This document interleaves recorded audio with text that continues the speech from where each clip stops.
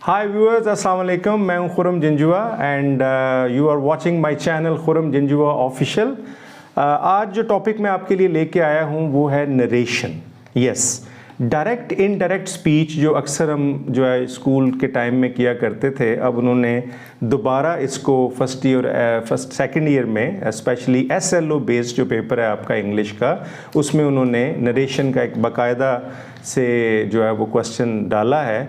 लेकिन याद रखिएगा कि नरेशन को अंडरस्टैंड करने के लिए we have to understand some formulas, ठीक है। और जब तक हम इसकी प्रैक्टिस नहीं करेंगे, इसके रूल्स को स्टडी नहीं करेंगे, हम कभी भी नरेशन पर अच्छी कमांड हासिल नहीं कर सकते। तो नरेशन को स्टार्ट करने से पहले मैं एक शायर की बड़ी अच्छी बात आपके पेशे खिदमत करता हूँ। वो कहता है शायर कि अंदाज़े बयां बात बदल देता है, वगरना कहने को कोई बात नहीं। यानी अंदाज़े बयां बताता है कि बात क्या है, ठीक है। अब इसमें दो तरह के तरीक़ाकार होते हैं कि एक होती है डायरेक्ट स्पीच और एक होती है इनडायरेक्ट स्पीच।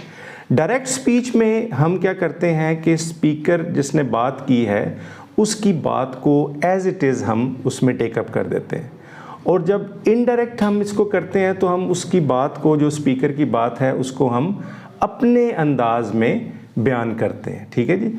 तो अब ये डायरेक्ट नरेशन में एक डायरेक्ट नरेशन है, एक इनडायरेक्ट नरेशन है जी। डायरेक्ट स्पीच में he says I am going to New Delhi. अब ही सेज जो है कॉमा से पहले, इसको हम कहते हैं रिपोर्टिंग स्पीच या प्रिंसिपल क्लॉज, और कॉमास के अंदर जो स्पीकर की एज इट इज़ जो बात है उसको हम कहते हैं रिपोर्टेड स्पीच। अब हमने क्या किया है, वो कहता है कि मैं न्यू दिल्ली जा रहा हूँ। इसका मतलब है कि उसकी बात को हमने एज इट इज़ बयान कर दिया है। अब नेक्स्ट इनडायरेक्ट स्पीच, अब हम उसकी बात को अपने अंदाज में बयान करेंगे तो हम क्या करेंगे, he says that he is going to New Delhi. अब इट मीन्स कि हमने उसकी बात को अपने अंदाज में बयान किया है और उसमें हमने क्या किया है, दैट लगाया है, और दैट के बाद हमने पर्सन जो है वो चेंज कर दिया है, दैट ही। अब आई जो है ऑब्वियसली जो है वो ही में चला जाएगा, क्योंकि जो प्रोनाउन चेंज होगा वो अकॉर्डिंग टू सब्जेक्ट होगा। अब he says that he is going to New Delhi, ठीक है जी। तो अब इसमें जो है ये दो चीज़ें बड़ी इंपॉर्टेंट हैं, एक है डायरेक्ट स्पीच और इनडायरेक्ट स्पीच। डायरेक्ट स्पीच किसी की बात को उसी के अल्फाज में बयान करना, और इनडायरेक्ट स्पीच किसी की बात को अपने अल्फाज में बयान करना। अब let's take the example sentences. Director he says I shall help the poor. अब ये डायरेक्ट को हम टेकअप करते हैं इनडायरेक्ट में। He says that he will help the poor. अब हमने उसकी बात को अपने अंदाज में बयान किया और दैट के साथ हमने इसको टेकअप कर दिया है। नेक्स्ट डायरेक्ट सेंटेंस है you will say I do not take tea. Indirect you will say that you do not take tea. अब remember one thing, अगर आपकी प्रिंसिपल क्लास जो है वो प्रेजेंट के किसी भी टेंस में हो या फ्यूचर के किसी भी टेंस में हो, तो आपकी जो डिपेंडेंट क्लास है उसके ऊपर कोई फ़र्क नहीं पड़ेगा, सिर्फ पर्सन्स चेंज होंगे। दिस इज़ वेरी इंपॉर्टेंट, यानी वो जिस टेंस में है उसी टेंस में रहेगी। अगर आपकी प्रिंसिपल क्लास, अगर आपकी रिपोर्टिंग स्पीच जो है वो प्रेजेंट और फ्यूचर के किसी भी टेंस में, जैसे मैंने आपसे ये भी एग्जाम्पल सेंटेंसेस टेकअप किए हैं। अच्छा, इसमें जब प्रेजेंट को जब हम टेकअप करते हैं तो प्रेजेंट पास्ट में चला जाता है, अगर आपका रिपोर्टेड स्पीच पास्ट में होगा, रिपोर्टिंग स्पीच सॉरी। उसके बाद पास्ट, अगर पीछे भी पास्ट है, नेक्स्ट भी पास्ट है, तो वो चला जाएगा परफेक्ट के अंदर, और परफेक्ट में ही रहेगा, वो चेंज नहीं होता, ठीक है। जिस तरह प्रेजेंट पास्ट में और पास्ट परफेक्ट में चला जाता है। Let's take the example sentences. अब देखें आपकी रिपोर्टिंग स्पीच जो है वो अब आ गई है पास्ट टेंस के अंदर। सेंटेंस है माई friend said it is very hot here. अब हमने क्या किया कि रिपोर्टिंग स्पीच आपकी पास्ट में है और रिपोर्टेड स्पीच जो है वो आपकी प्रेजेंट टेंस में है। अब इसको इनडायरेक्ट करते हैं, my friend said that it was very hot there. अब here will be change into there. The next sentence is my friend said I am in bad mood today, ठीक है। अब आपने अपने दोस्त की बात को एज इट इज़ बयान कर दिया है और इसको अब इनडायरेक्ट करते हैं, my friend said that he was in a bad mood that day. अब दिस डे जो है वो दैट डे में चला जाएगा, ठीक है जी। Let's take another sentence. The child said to his mother, I have finished my homework. The child told his mother that he had finished his homework. अब इसमें हमने प्रेजेंट परफेक्ट को पास्ट परफेक्ट में चेंज कर दिया है. ठीक है जी. क्यों? कि आपकी जो रिपोर्टिंग स्पीच है, जो आपकी प्रिंसिपल क्लॉज है, वो पास्ट टेंस में है. The next sentence is Tushar said to his father, I don't know acting. अब जब एक पर्सन दूसरे से बात कर रहा है डायरेक्ट स्पीच में, सेड, तो सेड को हम टोल्ड में चेंज करते हैं. Tushar said his father that he did not know acting. अब do not know, present indefinite negative will be changed into past indefinite negative. Yes, the next one is the teacher said to the students, I am very happy with your result. अब the teacher told the students that she was very happy with their result. अब your जो है वो pronoun there में चला जाएगा. The next one, my mother said you have been sleeping since morning. My mother said that I had been sleeping since morning. यानी present perfect continuous will be changed into past perfect continuous. अब जब हम इसको change करते हैं direct को indirect के अंदर, अगर पीछे पास्ट हो तो ये चेंजेस आती हैं. जैसे today will be change into that day, tonight will be changed into that night, yesterday will be changed into the previous day, and tomorrow will be changed into the next day. Similarly, this will be changed into that, these will be changed into those, here will be changed into there, and now will be changed into then. Let's take the imperative sentences. अब present जो direct indirect है उसके अंदर imperative sentences को कैसे हम take up करते हैं. An imperative sentence always indicates command, request और advice.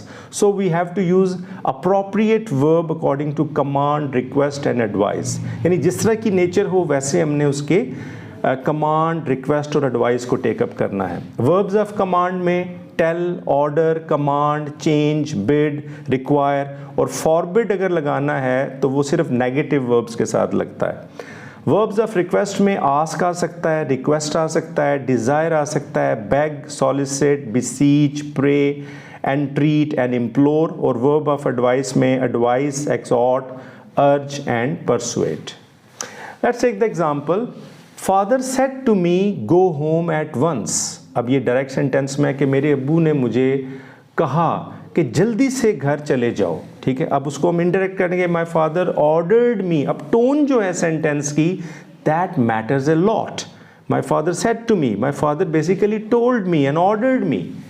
My father ordered me to. अब रिमेंबर वन थिंग कि इंपेरेटिव सेंटेंस को जब हम इनडायरेक्ट करेंगे तो हम टू का यूज करते हैं दैट की जगह. This is very important. Father ordered me to go home at once. The next sentence is, the teacher said to me, don't come here. The teacher ordered me not to come there. अब here will be changed into there. आप इसको दूसरे style में भी कर सकते हैं. The teacher forbade me to go there. जब forbid आप लगा देंगे तो हम not का यूज नहीं करेंगे. The next sentence is, he said to me, please open the door. अब the tone of the sentence is request. So will be changed into requested. He requested me to open the door, or he told me politely to open the door. Well, next one is question sentences. अब question sentences जो होते हैं वो दो किस्म के होते हैं. एक ऐसे क्वेश्चन सेंटेंसेस हैं जिनका आंसर यस या नो में होता है. ठीक है जी. और दूसरे जो क्वेश्चंस हैं उनका आंसर डिटेल में होता है. Similarly will take the sentences. I said to the boy, did you go to school. Direct sentence है. अब इसको इनडायरेक्ट करते हैं. आई आस्क्ड या inquired the boy if he had gone to school. अब ऐसे सेंटेंसेस जिसका आंसर यस या नो में होगा वहां पर हम दैट की जगह इफ का इस्तेमाल करेंगे. ठीक है जी. यानी did you go to school, have you done your homework, can you go to college, ऐसे तमाम सेंटेंसेस जिनका आंसर यस या नो में आता है. Is not poverty a curse, my father said to me. अब देखें what is the tone. My father inquired, my father asked me if poverty was not a curse. The next sentence is, are you weeping? He asked her. Indirect, he asked her if she was weeping. Okay. Will go for the next one. अब देखिए मैंने कहा था कि question sentences में हैं, कुछ ऐसे हैं जिनका आंसर यस या नो में है, और कुछ ऐसे आंसर हैं जिसमें हम यस या नो नहीं लगाते बल्कि डायरेक्ट हम WH वर्ड्स पे जाएंगे। अब यस नो में दैट नहीं बल्कि इफ़ लगता है, जिसका आंसर यस या नो में ना हो, और जिसका आंसर डिटेल जो हमने बतानी है, यानी how it had happen, where have you gone, what have you done, how have you taken up your test, तो इसमें हम ना इफ़ लगाएंगे ना दैट लगाएंगे। तो let's take up the sentences.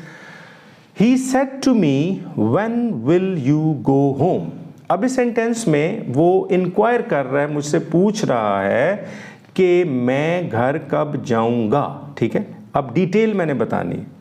He inquired me, अब inquired me के फ़ौरन बाद हम वहाँ पर WH वर्ड्स when को ऐड करेंगे। अब यहाँ पर स्टूडेंट एक मिस्टेक करते हैं, वो that लगा देते हैं, और क्वेश्चन वर्ड्स में कभी भी that नहीं लगेगा। यस या नो वाले के साथ इफ़ लगेगा, और जो WH वर्ड्स वाले हैं उनके साथ हम डायरेक्ट वो WH वर्ड्स लगाएंगे, लेकिन WH वर्ड्स के फ़ौरन बाद हमने पर्सन्स चेंज करते हैं। बाद स्टूडेंट क्या करते हैं कि वो WH वर्ड्स के बाद फ़ौरन इज़ एम आर वर्ब को चेंज कर देते हैं, और जिससे सेंटेंस जो है वो दोबारा इंट्रोगेटिव बन जाता है। और जब हम WH वर्ड्स के सेंटेंसेस को इनडायरेक्ट करेंगे तो हम उनको इंट्रोगेटिव नहीं रहने देंगे। Point to be noted. जैसे ये देखिएगा, he inquired of me when I would go home, when I, अब व्हेन के फ़ौरन बाद हमने पर्सन्स को चेंज किया है। The next sentence is you said to me why have you failed, indirect you asked me why I had failed. The next sentence is he said to me who has gone to the sea, indirect he asked me who had gone to the sea.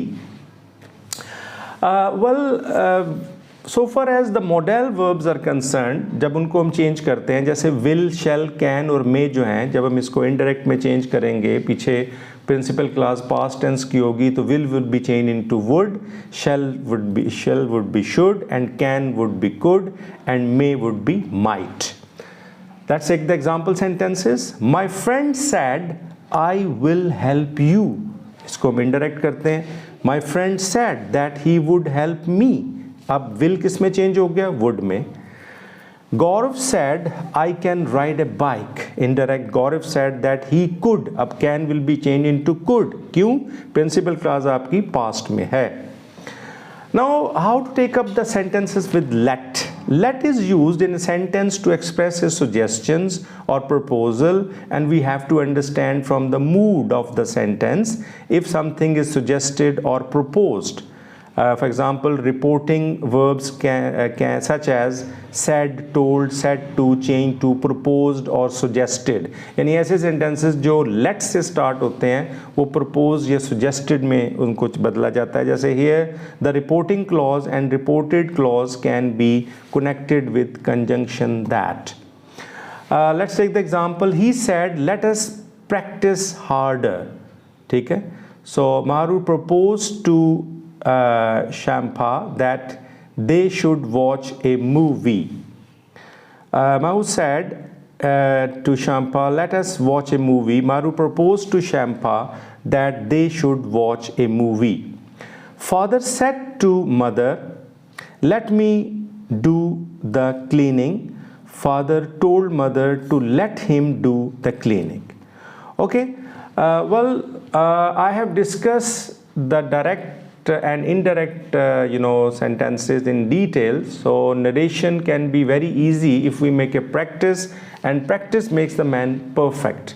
So if you want to get the full marks in the paper of English according to SLO based जो second year का federal board का paper है, तो उसके लिए आपको direct indirect की practice करनी पड़ेगी और नरेशन को अच्छे तरीके से टेकअप करना पड़ेगा। तो hopefully you will get full command over the topic of narration and make a great practice of it. अपना बहुत ख्याल रखिएगा। मिलते हैं एक नई वीडियो के साथ इंशाल्लाह, जो कि मैं बहुत जल्द आपके लिए लेके आ रहा हूँ। That will help you to improve your vocabulary related to IELTS and the English language. Take a great care of yourself. All the best.